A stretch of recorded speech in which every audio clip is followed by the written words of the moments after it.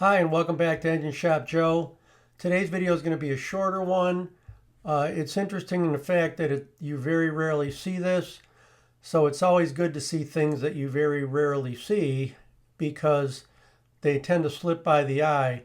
And what happened was this particular engine is a 4.5B. It's a smaller Cummins, and it was in a telehandler, and that is basically a forklift with a boom on it that you can extend the forks out and then raise them up. They use those machines for lifting freight up onto other levels.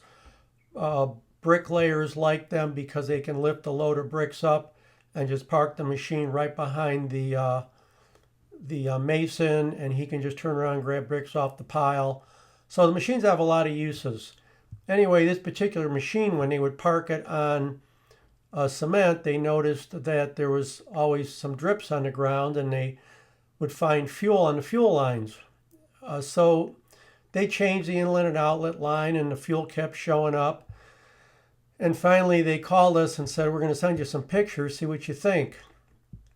So we took a look, and we had them spray the machine down with a pressure washer and dry it off, and then start up and let it run. And in about an hour, there was fuel back down on the ground again, dripping where it always dripped. But we noticed that it was wet up on the top of the pump. So without further ado, let's take a look and see what happened in this unusual case. So this is the fuel pump on the machine. You can see it's under the compressor. It's a rear gear train engine, so it's down tucked inside of a frame rail that you can't see.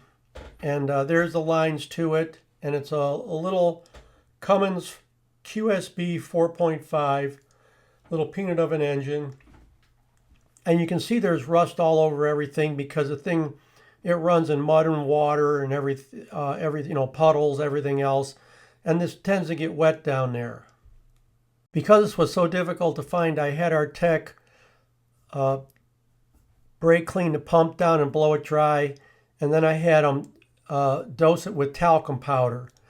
And you have to be careful with talcum powder. I used it for years and years to find fuel leaks, and now they say that it can cause lung cancer, so make sure you wear a good respirator that would filter it out if you use talcum powder to find a fuel leak.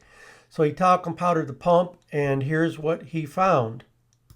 The actual leak was what looked like a cup plug, but in fact, it was the plug that I have an insert of on the left that was just rusted completely off from years of having water up in there. So if we could have gotten that out, can you replace that plug? Well, the answer is no. That plug cannot be purchased. It's not a serviceable part. You have to replace the entire injection pump. We wanted to avoid doing that, not only because the pump's expensive, but we had to send service tools out to him. It was a remote job site because you have to pull the gear off the front of the pump and put it on the new pump, and then you got to time it, and on and on. So we ended up putting a pump on it. It fixed the fuel leak, and we were good to go.